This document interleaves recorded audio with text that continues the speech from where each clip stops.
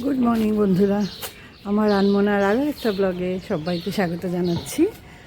আজকে 7 ফেব্রুয়ারি 2026।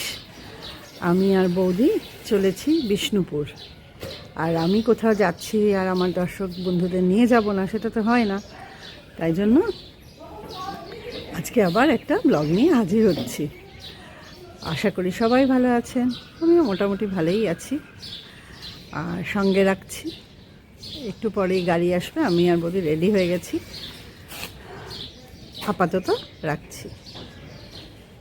সকাল সকাল ব্রেকফাস্ট বানিয়ে দিয়েছিল বৌদি, বাঁধাকপির তরকারির সাথে পরোটা। আমরা এখন বেরোচ্ছি, বাজে 9:45। একটু দেরি হয়েছে, ভেবেছিলাম 8:30টায় বেরোবো, কিন্তু আমাদের গাড়ির চালক আসতে একটু দেরি করায় এই 15 মিনিট লেট হলো। রওনা দিলাম। ব্লগটা করতে দেরি হলো কারণ হচ্ছে যে আমি দুর্গাপুর থেকে ফিরে এখনও বুঝতে পারছেন গলা বেশ বসা, বেশ ঠান্ডা লাগিয়েছিলাম। দুর্গাপুরের রাস্তা কিন্তু খুব সুন্দর। রাস্তায় যেতে যেতে বলল ফিলিপস কার্বনের প্ল্যান্ট, কোকোভনের প্ল্যান্ট। দুর্গাপুর তো জানেনই যে শিল্পনগরী, তাই জন্য নানা রকমের এএসপি ডিএসপি তো আছেই, alloy steel plant, Durgapur steel plant. আমরা একটু অন্য রাস্তা দিয়ে দুর্গাপুর স্টেশনের পেছন দিক দিয়ে গিয়ে বাঁকুড়ার রাস্তা ধরলাম। আর পাশে পাশে চলতে থাকলো দামোদর নদীর ছোট ছোট ক্যানেল, যার মধ্যে ছোট ছোট লক গেটও চোখে পড়ল। আর পৌঁছে গেলাম আমরা দুর্গাপুর ব্যারেজে। দুর্গাপুর ব্যারেজটি বেশ লম্বা, ডান দিকটা ভর্তি জল, কিন্তু বাঁ দিকটাতে প্রায় বলতে গেলে শুকনো, অনেকটাই বালির চড়া, কারণ লক গেট দিয়ে জলটা আটকানো আছে। ব্যারেজটি এতটাই লম্বা, বেশ অনেকটা সময় লাগে ব্যারেজটা পেরোতে। দামোদরের এই ব্যারেজ থেকে কিন্তু ডিভিসি কিছুটা ইলেকট্রিসিটিও বানায়। মেনলি এই জল চাষের কাজেই ব্যবহার হয় ওই ক্যানেলগুলোর মাধ্যমে। আমাদের ছোটোবেলায় এই জায়গাটা ছিল একটা বেড়াবার জায়গা, দেখার জায়গা। আমার বাড়িতে কোনো গেস্ট আসলে তাদেরকে নিয়ে একবার না একবার এই ব্যারেজ দেখতে আসা হতোই হতো। এখন আর সেই মেনটেনেন্সটাও নেই, খুব খারাপ হয়ে গেছে। তখন কিন্তু আমরা বালিতেও নামতে পারতাম, কেন জানি না এখন মনে হলো যে সেসবগুলো সব বন্ধ হয়ে আছে। এরপরে শুরু হলো বাঁকুড়ার রাস্তা।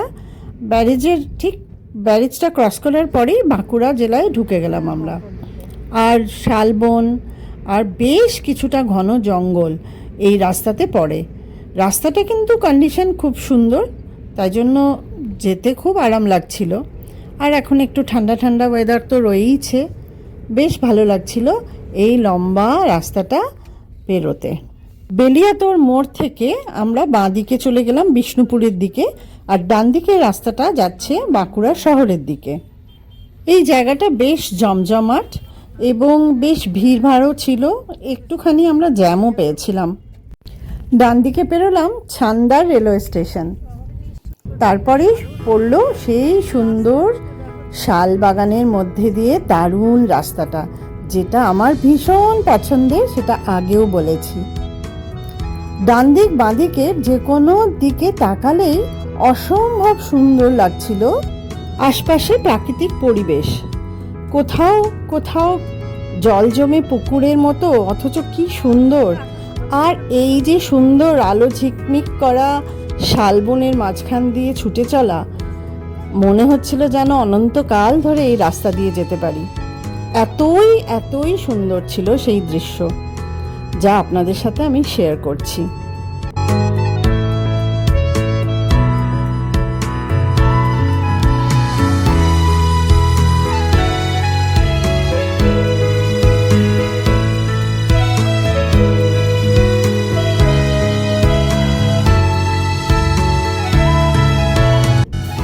মাঝখানে মাঝখানে ছোট গ্রামও চোখে পড়ল, যদিও মাটির বাড়ির থেকে পাকা বাড়ির সংখ্যা কিছুমাত্র কম নয় এই সব গ্রামে এখন।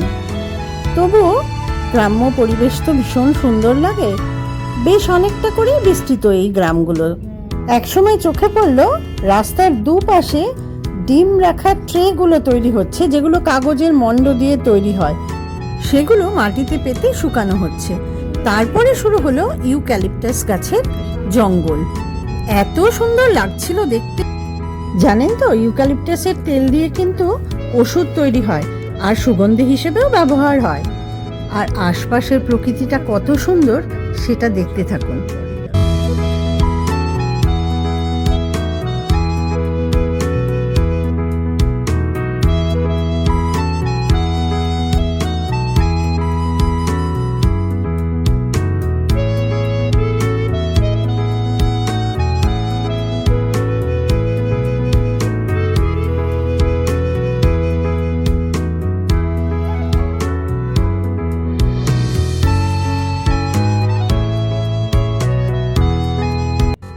পেরোলাম দ্বারকেশ্বর নদী, বেশ বড় ব্রিজ।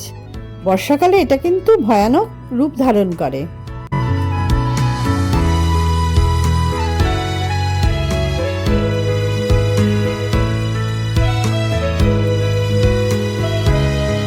পৌঁছে গেলাম বিষ্ণুপুর বাস স্ট্যান্ড।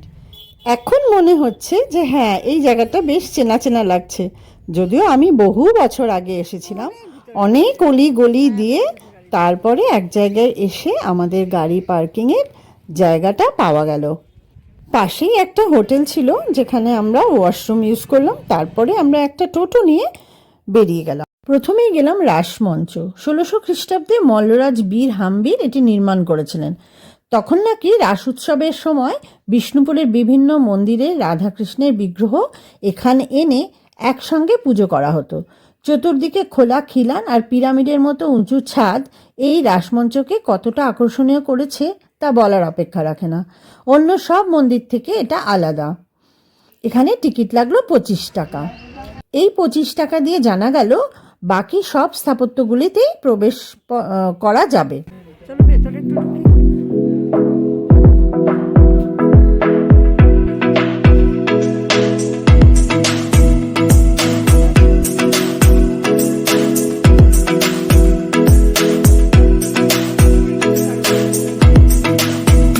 সেখান থেকে গেলাম পঞ্চরত্ন শ্যামরায়ের মন্দিরে। করে আমাদের তো সব ওস্তাদ, সব লোকজন আসে না। হ্যাঁ হ্যাঁ, লেখা নাম বাবা। এখানকার এই কাজগুলোই তো আসল, এত সুন্দর সুন্দর কাজ আছে। হ্যাঁ, ওটা নিয়েছি। বিষ্ণুপুরের এই মন্দিরটি মল্লরাজ রঘুনাথ সিংহ 1643 খ্রিস্টাব্দে নির্মাণ করেছিল। এটি পঞ্চরত্ন শৈলীর মন্দির, অর্থাৎ মূল চূড়ার সঙ্গে 4 কোণে আরও 4টি ছোট চূড়া রয়েছে। মন্দিরের গায়ে রয়েছে অসাধারণ টেরাকোটার কাজ। রামায়ণ, মহাভারত ও কৃষ্ণলীলার নানা দৃশ্য এখানে কারুকাজ করা আছে। শ্যামরায় অর্থাৎ কৃষ্ণের উদ্দেশ্যে নির্মিত এই মন্দির আজও বিষ্ণুপুরের একটা বিশেষ ঐতিহ্য। মন্দিরে যাওয়ার রাস্তার দুপাশে প্রচুর দোকান, যেখানে মাটি কাঠের জিনিসপত্র পাওয়া যাচ্ছে, যেমন নানা সাইজের মাটির ঘোড়া, টেরাকোটার মাটির মূর্তি, কৃষ্ণ, দুর্গা, গণেশ সহ নানা রকম দেবীর মূর্তি, দেয়াল সজ্জার প্যানেল, মন্দিরের নকশা অনুপ্রাণিত টেরাকোটার ওয়াল হ্যাঙ্গিং, গয়না, শোপিস, নেকলেস, কানের দুল, ছোট শৌখিন সামগ্রী। ঘোড়ার তো নানা রকম সাইজ, ছোট থেকে বিশাল বড় বড়, পেঁচা, ফুলদানি, প্রদীপ, এমনকি মাটির শঙ্খ পর্যন্ত। সেখান থেকে গেলাম বিষ্ণুপুরের জোরবাংলা মন্দির দেখতে। 1655 খ্রিস্টাব্দে মল্লরাজ রঘুনাথ সিং এটা বানান। এই মন্দিরের বিশেষত্ব হচ্ছে 2টি দোচালা বাংলা ঘরের আদলে পাশাপাশি যুক্ত করে মন্দিরটি গড়া হয়েছে, তাই এর নাম হলো জোর বাংলা। ইটের তৈরি এই মন্দিরের গায়েও অসাধারণ টেরাকোটার কাজ দেখা যায়। এটি একটি চালা শৈলীতে নির্মিত মন্দির, একটি চালা প্রাঙ্গণ ও বারান্দা হিসেবে, এবং পেছনটি গর্ভগৃহ। সেখানে একসময় কেষ্ট রায় মানে কৃষ্ণ পূজিত হতেন, তবে এখন আর নিয়মিত পূজা হয় না। এই মন্দিরটিও কিন্তু বেশ মেনটেন্ড। সেখানেই এরকম বাঁকুড়ার গামছা, মাটির পোড়ামাটির জিনিস, পোড়ামাটির গয়না, পোড়ামাটির ঘোড়া, হাতি, সব গাড়ি না আনলে নেওয়া যায় না। তার পাশেই পায়ে হেঁটে যাওয়া যায় রাধেশ্যামের মন্দির। বিষ্ণুপুরের রাধেশ্যাম মন্দিরটি 1758 খ্রিস্টাব্দে মল্লরাজ চৈতন্য সিংহ নির্মাণ করেন। এটি একরত্ন শৈলীর মন্দির, অর্থাৎ মূল ছাদের উপর একটি মাত্র চূড়া রয়েছে। এই মন্দিরের বিশেষ বৈশিষ্ট্য হলো এটি ল্যাটেরাইট পাথর দিয়ে তৈরি, ইট দিয়ে নয়। এর গায়েও সূক্ষ্ম খোদাই ও অলঙ্করণ দেখা যায়, তবে আগের টেরাকোটার মন্দিরগুলোর তুলনায় নকশা অপেক্ষাকৃত সাধারণ। তাছাড়া পাথর অনেক জায়গায় ক্ষয়ে ক্ষয়ে গেছে, দেখে মনে হলো সংরক্ষণের কাজ চলছে। এখানে রয়েছে নাটমঞ্চ ও তুলসী মঞ্চ। নাটমঞ্চে ভক্তরা ধর্মীয় অনুষ্ঠান, ভজন, কীর্তন, পাঠ বা নৃত্যসঙ্গীত পরিবেশন করতেন একসময়। এই কাজগুলো নষ্ট হয়ে যাচ্ছে, এগুলো প্রত্যেকটা ছবির ব্যাখ্যা করে, এগুলো জানা যায়। হ্যাঁ, বলে পরে আবার ভুলে যাই। অলরেডি কমবার শুনেছি। আরে দূর বাবা, এগুলো সবই গুগলে পেয়ে যাবো। একটা ছবি দেখি, এটা কিন্তু খুবই নষ্ট হয়ে গেছে, পাথরের আয়রন আছে না অ্যাকচুয়ালি বলে। রাধাকৃষ্ণের কক্ষটিতে আলো থাকলেও সে আলো খুবই কম। যদিও এই প্রাঙ্গণে ওঠা বারণ ছিল, তবুও পেছন দিক দিয়ে একবার উঠে আমি ভেতরে দেবতার ছবি নেওয়ার চেষ্টা করলাম। এখানে মনে হলো ওই রাধাকৃষ্ণেরই মূর্তি আছে।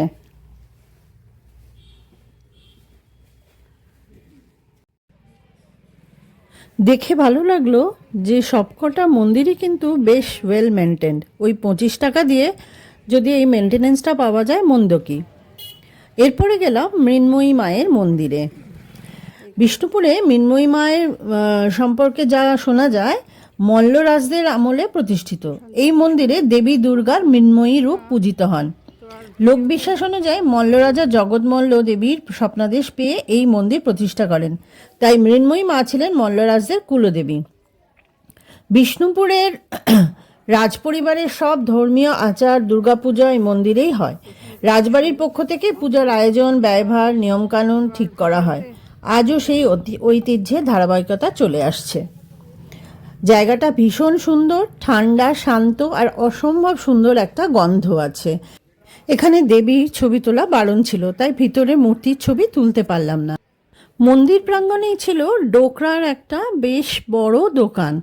যদিও আমরা কোনো কিছু কেনাকাটা করিনি, কিন্তু এই দোকানটাতে অনেক জিনিসপত্র ছিল। তখন বেশ গরম লাগছে। টোটোওয়ালা আমাদের নিয়ে গেল রাজবাড়ির গেটটুকুই রয়েছে, আর রাজবাড়ির ধ্বংসস্তূপ। গেটটাই তো বিশাল পোক্ত করে বানিয়েছিল, আশপাশে আর কিছুই নাই। ওইদিকে আরো টুকটাক ধ্বংসাবশেষ রয়ে গেছে।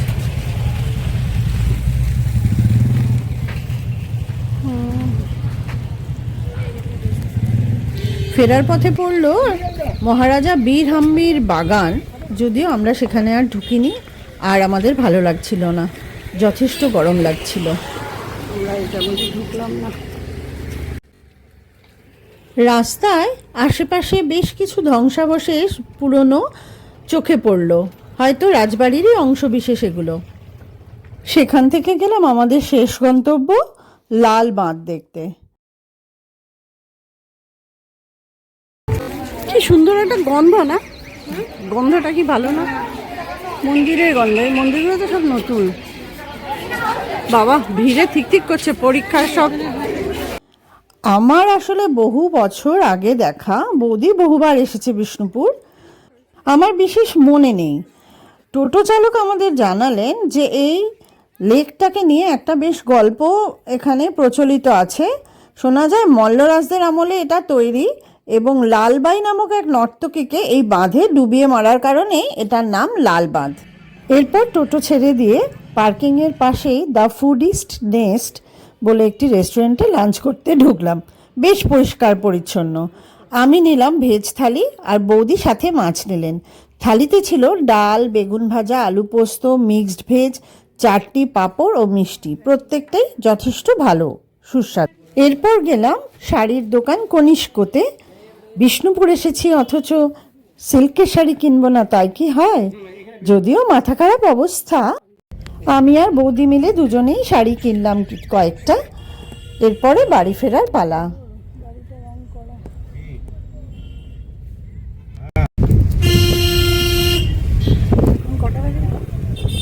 সোয়া দুটো। বাড়ির পথ ধরলাম।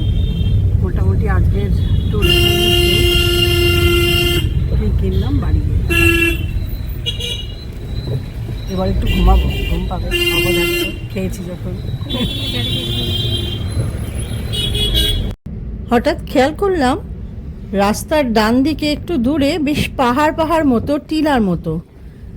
জানতে পারলাম যে এগুলো অ্যাকচুয়ালি দুর্গাপুর তাপবিদ্যুৎ কেন্দ্র থেকে যে কয়লা পোড়ানো হয় তার সূক্ষ্ম সূক্ষ্ম ছাই।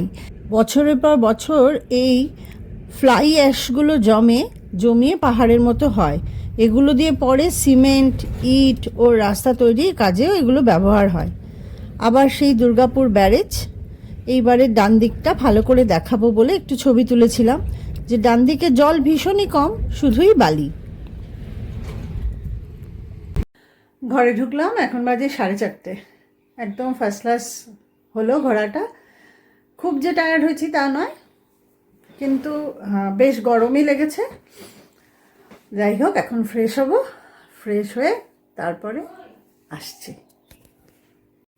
সন্ধেবেলা মাফিন দিয়ে চা খেতে দারুণ কিন্তু লাগলো। আমি আর বৌদি আড্ডা মারতে মারতে চা খেলাম। আজকে বিষ্ণুপুর যাওয়া সার্থক। মাত্র এই কটা ছবি তোলা হয়েছে, মাত্র এই কটা শাড়ি কেনা হয়েছে। কোনটা বৌদির কোনটা আমার এগুলো না হয় থাক, এখন জানার দরকার নেই, পরবো যখন ছবি তুলব। যাই হোক, আজকে আমার ব্লগটা আমি এখানেই শেষ করছি। না, শেষ করার আগে কিছু স্টিল ছবি দিয়ে ব্লগটাকে সাজালাম। দেখতে থাকুন, আর ভালো লাগলে একটা লাইক, একটু বন্ধুদের সাথে শেয়ার, আর আমার চ্যানেলটা সাবস্ক্রাইব করতে ভুলবেন না। সবাই ভালো থাকবেন, সাবধানে থাকবেন, সুস্থ থাকবেন। আজকের মতো শুভরাত্রি, টাটা, গুড নাইট।